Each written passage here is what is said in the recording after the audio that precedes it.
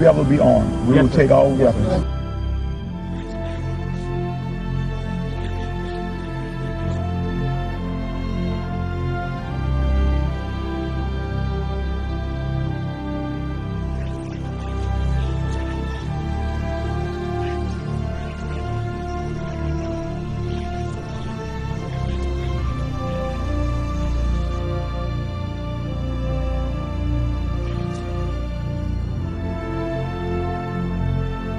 Every service member has an obligation, not just that they can refuse a legal order or an unlawful order. They have an obligation to. They have to. And so they have to make a decision for themselves where that line is.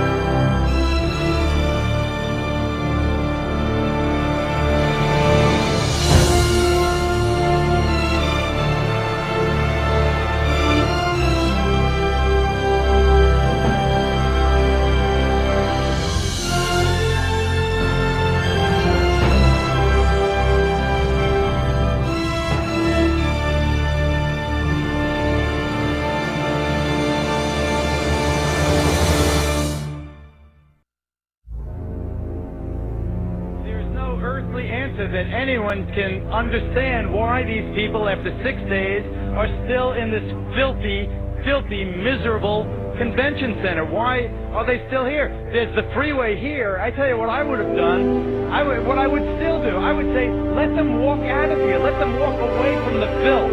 Let them walk away from the devastation. Let them walk away from the dead bodies in here. Let them walk out of there because I'm standing right above that convention center. And what they've done is they've locked them in there. The government said, you go here and you'll get help. Or you go in that Superdome and you'll get help. And they didn't get help. They got locked in there and they watched people being killed around them. And they watched people starving. And they watched elderly people not get any medicine. And now they know it's happening because we've been telling them repeatedly over and over every day. And you know what they're doing now? And I'm not blaming anyone. I'm telling you what's happening. They have set up a checkpoint at the bottom of this bridge.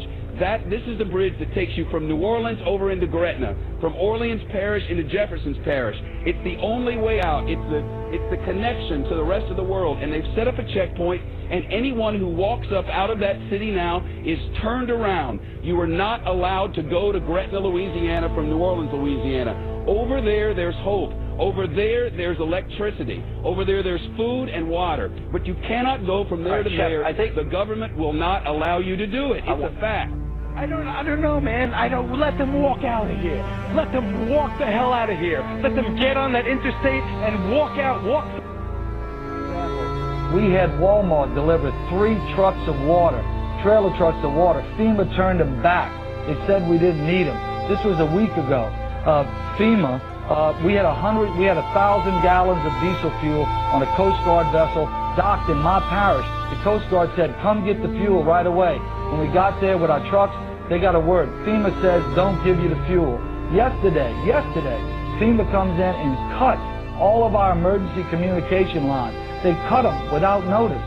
Our sheriff, Harry Lee, goes back in, he reconnects the line, he posts armed guards on our line and says no one's getting... That's what we issued our declaration of 10 orders that we will not obey.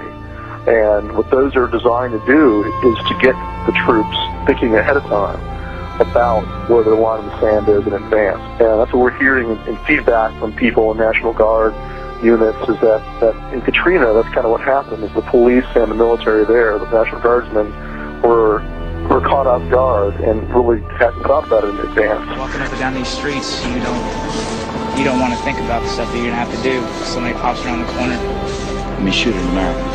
Yeah. And what we're hearing is that it won't be the same way next time. There'll be more who will say, no, I'm not going to do that.